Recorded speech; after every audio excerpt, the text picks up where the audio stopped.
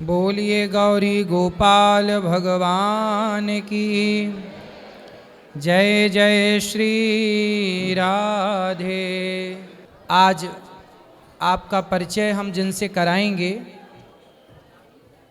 वो आपके लिए बहुत उपयोगी हैं, क्योंकि आज गौरी गोपाल में देश के जाने माने आयुर्वेद के जानकार वैद्य जी श्री सुभाष गोयल जी यहाँ पधारे हैं।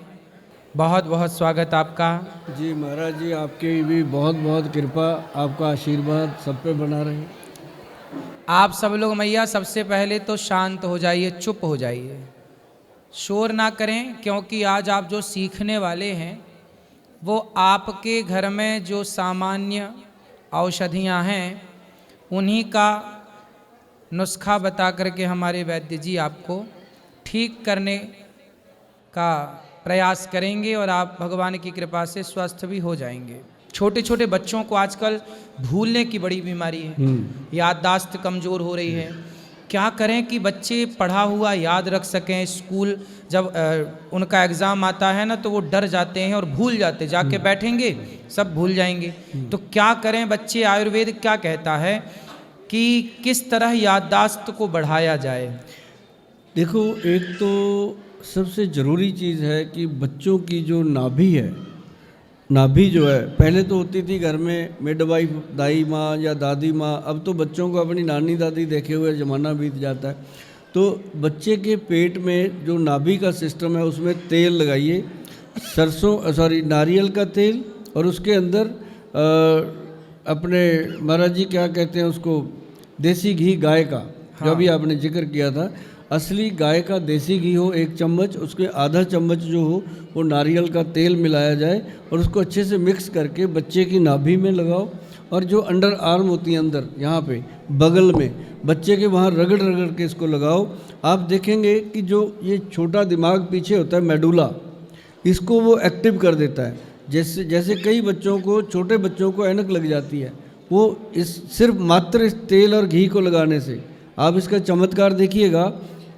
मैंने बहुत सारे बच्चों का देखा, चश्मा उतर गया, मतलब ब्रेन फास्ट हो जाता है। तो घी को नाभि में लगाएं। हाँ, देसी घी और नारियल मिक्स करके। देसी घी में नारियल का तेल, हाँ, आधा चम्मच नारियल तेल, 1 चम्मच देसी घी। ठीक है। इसको बड़ा बनाना है, 100 ग्राम 50 ग्राम मिक्स कर लो। ठीक है। तो ऐसे करके नाभि में और अंडर आर्म बगल में, ठीक है, दोनों में नहाने से पहले लगा दो। महाराज जी, बच्चा आपको दुआएं देगा। बच्चा बड़ा होके कहेगा कि कुछ ना कुछ तो मेरे पेरेंट्स ने किया था मेरे लिए। अच्छा, याददाश्त बढ़ेगी। हाँ, ये बढ़ेगी। और उसके साथ कुछ दवाइयाँ मैं बता देता हूँ, हर घर में होती हैं, बना के रखो। आप लोगों ने अक्सर सुना होगा एक ब्रह्मी बूटी, ब्राह्मी, हाँ, एक शंख पुष्पी, हाँ जी, और एक वचा होती है, वचा। इसको वी, ये विक्ट्री वाला वी से होता है वचा। इसको अगर आप गूगल पे सर्च करोगे ना, वचा, ये इतनी पुरानी ऐतिहासिक जड़ी बूटी है। उस पे ऊपर लिखा मेमोरी रिकॉर्डर, मतलब लिखा गया, स्पेशल ग्रंथ में लिखा हुआ है कि वो मेमोरी को शार्प करती है, रिकॉर्ड करती है और आपको याददाश्त बढ़ाने के अंदर मदद करती है। ये 3 चीज़ों का एक पाउडर बनता है जी। उस पाउडर को अच्छे से मिक्स करके बना के रखिए। आधा चम्मच बच्चे को डेली देना शुरू कर दीजिए। जो बाज़ार से ख़रीद के आप शंख पुष्पी पिलाते हो ना, या और चीज़ें पिलाते हो, उससे मतलब 100 टाइम बेटर इसका रिजल्ट आपको मिलेगा। और आप याद करोगे कि कभी गोयल साहब ने महाराज जी के सामने बैठ करके आपको ये बातें बताई थी। देखो, ये बच्चों के लिए है, बच्चों की याददाश्त कमज़ोर। अच्छा, वो हमारी बहन ने चश्मा लगा रखा है, चश्मा आपने भी लगा रखा है, तो क्या ये चश्मा सारी ज़िंदगी लगाए ही रखें कि कोई है आयुर्वेद में जो चश्मे को उतार सके और रोशनी, पहले की जो दादा परदादा थे अपने, वो रोशनी को तीव्र कर सके। ठीक है, एक उम्र के बाद, जैसे आपने चश्मा लगाया है, आपका चश्मा तो ठीक है क्योंकि आप ठीक हैं उस उम्र में, लेकिन आजकल 12 साल के लड़के, 15 साल के लड़के, 20 साल की लड़कियां, इस उम्र के लोग यदि चश्मा लगाएंगे तो फिर इनका तो आगे का रास्ता अंधकार से भरा हुआ होगा। बिल्कुल बिल्कुल। मैं बताता हूँ, मेरे चश्मे का एक अलग किस्सा है जी। आप कभी भी मेरे बहुत सारे वीडियो पड़े हैं, आप कभी 20 साल पुराना, 10 साल पुराना वीडियो निकालेंगे, यही चश्मा लगाया, मैंने फ्रेम भी चेंज नहीं किया, अच्छा। नंबर भी चेंज नहीं आपका किया, नंबर बढ़ता नहीं है? नहीं बढ़ने दिया, क्योंकि ये लगने का एक कारण था महाराज जी। मैं आपको बताऊं कि हमारे ना कोई आप जैसे संत जिन्होंने मुझे एक नुस्खा दे दिया था, वो नुस्खा था चमड़ी रोग सोराइसिस का, स्किन रोग का, सोराइसिस का। उसमें 5 भस्में बनती थी। उसको बनाने के लिए हमें खेत में जाना पड़ता था, खुली जगह पे वो बनती थी।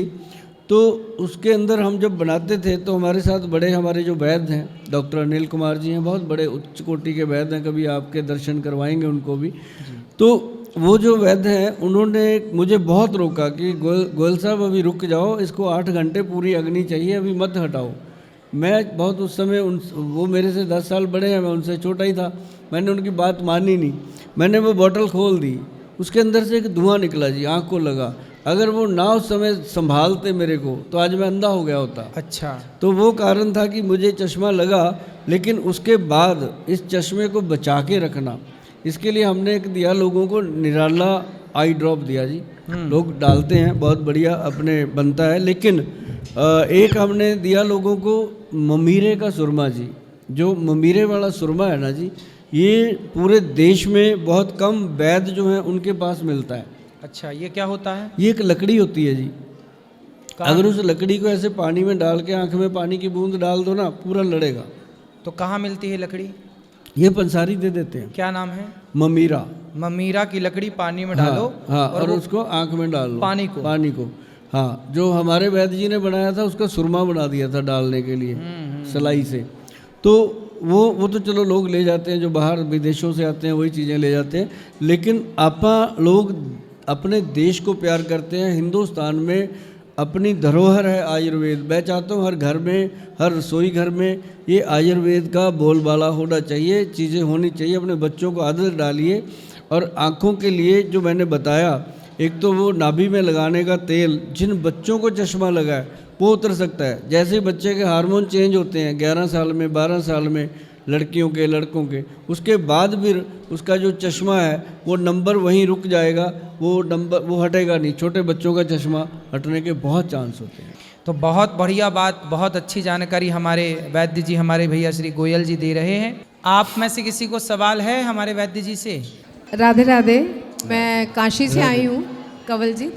और एक मेरा प्रश्न है कि मेरे को सुबह उठते ही बहुत ज़्यादा छींक आती है, और वो बिल्कुल एकदम जैसे ना वो हो जाता है कि मम्मी अभी कुछ मत बोलो। उसकी एज है 30 इयर्स, बट ये प्रॉब्लम उसको है, छींकें आती हैं बहुत ज़्यादा। और हम सारे मतलब परेशान हैं, कई बार दवा करी, कई कुछ किया, लेकिन जितने दिन वो खाएगा या कुछ ऐसे बोलते हैं ये एलर्जी है, वो एलर्जी है, तो फिर मान लीजिए 2-4 दिन नहीं आई। आप सुनिए, अब मुलट्ठी पाउडर लीजिएगा। हाँ। मुलट्ठी पाउडर को देसी घी में मिक्स करिएगा। हाँ जी। थोड़ा पानी जैसा कर लीजिएगा उसको। हाँ जी। उसको नाक में डालना शुरू करिएगा। अच्छा। 7 दिन डाल दीजिएगा अच्छा। लगातार। उसके बाद उनको बोलना छींक मार के दिखाओ, नहीं मारेंगे। ये सबसे तो बढ़िया। बहुत थैंक यू, मैं तुहानू बहुत फॉलो कर दिया। मेरे प्रोग्राम से जाके थैंक यू कर दो, कमेंट दो। हेलो। मुलट्ठी का पाउडर, उसको देसी घी में, गाय का देसी घी, उसमें मिक्स करके थोड़ा पतला करके नाक में लगा दो। थोड़े दिन लगाना, छींक आनी बंद। वैद्य जी, मुझे ये पूछना था कि ब्रेन में ब्लड क्लॉट्स के लिए क्या ट्रीटमेंट है? ब्लड क्लॉट्स ब्रेन में जी, ब्लड का क्लॉट बना है जी। उसके लिए मैंने अभी बताया था, जो कचनार है ना जी, कहीं भी क्लॉट है बॉडी में, कचनार सबसे बढ़िया काम करता है। और एक अरिंड का तेल, जहाँ पे क्लॉट महसूस होता है वहाँ आप उसकी मसाज करना शुरू कीजिए जी। जो ईंट होती है, ईंट भट्टे की, उसका इतना सा टुकड़ा लीजिए, उसको गर्म करिए, तवे के ऊपर कर लीजिए या गैस के ऊपर कर लीजिए, उसको ऊपर से उठाइए, फिर अपना चिमटे के साथ उठा करके पानी में डाल दीजिए, तुरंत निकालिए। उसमें से एक ना स्टीम निकलता है, वो स्टीम आप देना शुरू करिए टॉवल में रख के, धीरे धीरे धीरे धीरे। सिर्फ ईंट है जो आपको इस चीज़ से छुटकारा दिलाएगी, और कोई स्टीम इसमें काम नहीं करती। जिन लोगों के यहाँ भी गोलियाँ गटोलियाँ बन जाती हैं, गांठें बन जाती हैं, उसके ऊपर भी रिंड का तेल मालिश करके अगर वो ईंट का ब्रिक का सेक दिया जाए तो वो गोलियाँ जो हैं वो मेल्ट होने लगती हैं। ये एक बहुत गुड एक फॉर्मुलेशन है। कचनार का यूज़ कैसे करना है? कचनार का जो पाउडर बन जाता है, उसकी छाल लेकर के उसका पाउडर बनाइए, आधा चम्मच उसको डालिए पानी में, 1 गिलास पानी में। जब आधा गिलास रह जाए तो उसको अच्छे से छान के पुन करके धीरे धीरे पी करके आप सोइएगा रात को, और सुबह भी एक बार ले लीजिएगा। और मेरे ख्याल से 2-3 महीने लेना है, ठीक हो जाएगा। अगर कोई फिर भी लगे तो आप किसी भी आयुर्वेदिक वैद्य की सलाह लीजिए। अगर आपको लगता है गोयल साहब को मिलना है तो कभी कोशिश कीजिए हमें मिलने की। मिलना थोड़ा मुश्किल ज़रूर होता है, लेकिन हम मिल जाते हैं लोगों को, क्योंकि हम पर्सनली मिलते हैं। हमने वो नहीं है कि अलग अलग डॉक्टर रखे हैं। हमारी एक बेटी है, एक हमारे गुरु हैं, एक हम, पेशेंट हम ही देखते हैं। बोलो। गुरुजी राधे कृष्णा। सर मैं राधे। आर्मी से हूँ और मेरा एक सवाल है कि जैसे बताया जाता है कि हमें एक दिन में 7-8 घंटे की हमें नींद पूरी करनी चाहिए। तो हमारे कभी कभार ऐसा होता है कि हमें 7-8 घंटे की नींद पूरी नहीं मिलती है। तो ऐसी कोई एक्सरसाइज है, ऐसा कुछ बताया जिससे हमारी जो नींद का जो बैलेंस है हमारी बॉडी पे वो हमारा कंफर्टेबल हो जाए। सिर्फ राइट हाथ का अंगूठा, राइट नोज़ को बंद करना है, लेफ्ट नोज़ को बंद नहीं करना। एक ही नोज़ चालू रखनी है, 2 नहीं करनी। यहाँ रोकना है, सीधा सांस लो लंबा, जितना ले सकते हो, फिर रोक लो पेट में। पेट बाहर को आना चाहिए। जब सांस लिया तो पेट बाहर होना चाहिए, जब सांस छोड़ रहे हो तो अंदर होना चाहिए। ये बहुत इंपॉर्टेंट है। लोग सांस लेते हैं, पेट भी अंदर ले जाते हैं, ये ध्यान रखना है। तो सांस लो, पेट बाहर जाए, गुब्बारे की तरह फूले। इसको जितना लंबा सांस लोगे उतनी आपको अंदर ऑक्सीजन पैदा होगी, और इससे क्या होगा कि आपकी चंद्र नाड़ी जो है वो एक्टिव हो जाएगी। जब आपकी चंद्र नाड़ी एक्टिव हो गई तो आपकी घोड़े जैसी नींद हो जाएगी। आधा घंटा सो लिए तब भी 24 घंटे जैसी नींद हो जाएगी। Thank you sir. वैद्य जी ने हमें बहुत अच्छा नुस्खा बताया। एक नुस्खा मेरे पास भी है, जो बहनें और भाई शिकायत कर रहे हैं, बीड़ी सिगरेट चाय तम्बाकू गुटखा, वो नुस्खा मैं भी अपने शब्दों की माला में पिरो के लाया हूँ। डग झालावाड़ राजस्थान का रहने वाला हूँ, कवि अशोक सोनी मेरा नाम है। मैं आपको बता देना चाहता हूँ और आपको भी आनंद आएगा कि दारू पीने वालों का सुनिए बुरा हाल। अरे दारू पीने वालों का सुनिए बुरा हाल, और नाले में वो पड़े रहे, नाले में वो पड़े रहे ने सुअर काटे गाल, कुत्ता मुँह चाट रहा है, वो यूं ही नाच रहा है और ढोल बाज रहा है। और बीड़ी पीने वालों का सुनिए बुरा हाल, और बीड़ी पीने वालों का सुनिए बुरा हाल। और मुंह से बदबू आ रही है, मुंह से बदबू आ रही, गर नफरत करती नार धुआं से जला कलेजा। उठेगा तेरा जनाजा, तू बीड़ी छोड़ दे राजा, कि इसमें एक पीने वाला नर हो गया है शैतान, इसमें एक पीने वाला नर हो गया है शैतान। अरे आंखें बैठ गई गाल पिचक गए, आंखें बैठ गई गाल पिचक गए, मरने चला शमशान बिगड़ी जीवन की धारा। पुलिस ने डंडा मारा, अब जेल में सड़े बेचारा। और विमल गुटखा खा रहे संग में माणिक चंद्र बाबू, विमल गुटखा खा रहे संग में माणिक चंद। और बम्बई बाबू श्री खजाना, बम्बई बाबू श्री खजाना, खाना करो और सब बंद, मुंह में कीड़े पड़ जाते, दांत भी सब सड़ जाते, और अर्थी पर वो चढ़ जाते। और गांजा तंबाकू और चरस की चल में जो रहे खींच, गांजा तंबाकू और चरस की चल में जो रहे खींच। और आए पुलिस के हाथ कभी तो, आए पुलिस के हाथ कभी तो, लाते मारी 3 फेफड़े सड़ गए प्यारे, रोते हैं दर्द के मारे, अब तुम जाओगे कहाँ रे। और बूढ़े बच्चे नर नारी सब खाते हैं जर्दा, और घर आंगन में थूकते रहते, घर आंगन में थूकते रहते, काम करे गंदा के घर में पैसे का टोटा, खाने को नहीं मिलता है रोटा, फिर काम करता क्यों खोटा। और जुआ सट्टा खेलते तुम्हें क्यों नहीं आती लाज रे बाबू, जुआ सट्टा खेलते तुम्हें क्यों नहीं आती लाज। क्यों कि के बीबी बच्चे भूखे मरते, और बीबी बच्चे भूखे मरते, लगे दाव पर नार लगा दिए चौके अट्ठे, वार उल्लू के पट्टे, और काम करता क्यों खट्टे। तालियां बजाओ, कविता खत्म हुई। वाह, सुंदर, बहुत बढ़िया, बहुत सुंदर। बहुत सुंदर। ये खुद लिखते हैं, हाँ। खुद अपने लिख करके सुंदर कविताएं सुनाते हैं, सुंदर सुंदर। हमारी माताओं बहनों को ये जरूर बताएं हमारे वैद्य जी आप, कि वो कौन सी जड़ी बूटियां हैं जो सबके घर में होनी चाहिए। हाँ, ये ज़रूरी है चीज़ें। एक तो बहुत ज़रूरी है कि अपनी जो रसोई है, महाराज जी आप भी इस बात को मेरी को समझेंगे, लोगों को समझाएंगे कि जब से हमने अपनी रसोई को किचन बनाया है, तब से अपने घर में किच किच किच किच शुरू हो गया, कीचड़ हो गया, तब से पेट में भी कीचड़ हो गया। रसोई जो है वो रस की भरी हुआ करती थी।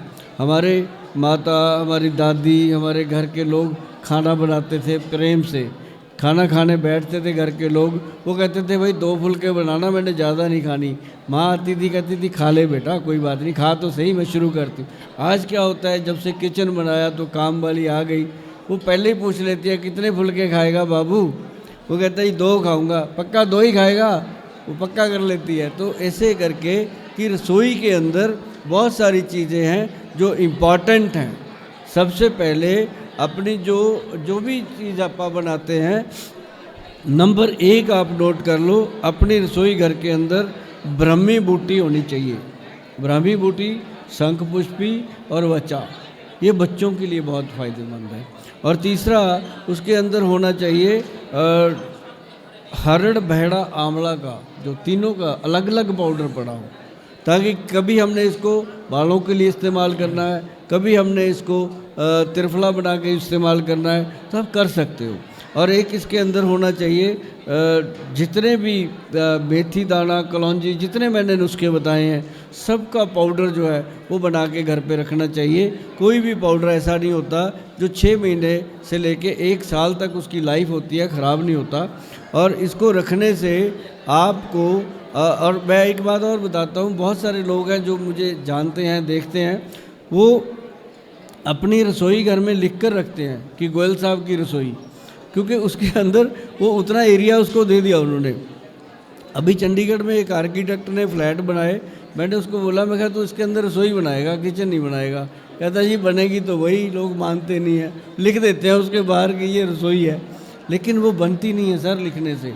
और जो चीज़ें होनी चाहिए, अब कनक है, कनक का आटा है, जो आटा है उसके साथ जितने मिलेट्स हैं, जैसे रागी है, सोयाबीन है, और एक जौ है, बाजरा है, इन सब का अगर आप मिश्रण रखें, आप कहते हो जी मैंने मल्टीग्रेन आटा बना लिया, क्यों बनाते हो? उसको अलग अलग बना के रखो, जितनी ज़रूरत है उतना डाल लो, चम्मच चम्मच 2-2 चम्मच लेके। तो जब वो ऐसे बनने लगेगा रसोई में, तो आपके बच्चे भी देखेंगे और आप भी करोगे, तो वो पूरे परिवार की जो सेहत है उससे ठीक रहेगी। और एक चटनी जो होती है महाराज जी, धनिए की चटनी, पुदीने की चटनी, और उसके अंदर लहसुन डाल करके अगर वो बना के रखें, तो कभी भी हार्ट की और थायराइड की प्रॉब्लम नहीं आती। वाह, बहुत सुंदर आपका वैद्य जी, आपने समय निकाला, आप आए इस प्रोग्राम में। बहुत सारे लोगों का आपने प्रश्न सुनकर उनका समाधान किया, बहुत सारी बीमारियों के बारे में डिस्कस हुआ, कैसे ठीक किया जाए। तो हमारे भैया श्री सुभाष गोयल जी का बहुत बहुत धन्यवाद करें हम सब लोग, तालियों के साथ इनका सम्मान स्वागत करें। आप आते रहें, और भी आपके साथ इस तरह से चर्चा करेंगे आगे, और अपने दर्शकों को, भक्तों को बताएंगे कि किस तरह आप घर में स्वस्थ रहें। आपका स्वस्थ रहना बहुत आवश्यक है। आप सब सुखी रहें, प्रसन्न रहें। बहुत बहुत धन्यवाद। आपका आशीर्वाद है महाराज जी, ऐसे ही आपका आशीर्वाद मिलता रहे, और कभी भी आप मुझे बुलाओगे यहाँ, आपके यहाँ जन की सेवा के लिए। आपने यहाँ गौरी गोपाल का दर्शन किया, कैसा लगा? बहुत अच्छा लगा जी। और जो कार्य आप कर रहे हो जी, हम तो सोच भी नहीं सकते। हम लोग क्या करते हैं, हम दवा दे देते हैं, दवाइयाँ दे देते हैं, लेकिन आपने तो इतनी बुजुर्ग माताओं को रखा हुआ है, लोगों से एक माँ नहीं संभलती, उसको छोड़ देते हैं सड़कों पे। आपने कितनी माँओं को बना के रखा अपनी माँ, और कैसे वो आपको प्यार कर रही थी, चूम रही थी। हमारी तो आंखों में पानी आ गया। मैंने कहा यार ये होती है ज़िंदगी। अब ये जो जीवन है जो आप जी रहे हो, धन्य है आप, और हम आपके साथ बैठे हैं आज, हम भी धन्य हुए। सबको राधे राधे। राधे राधे।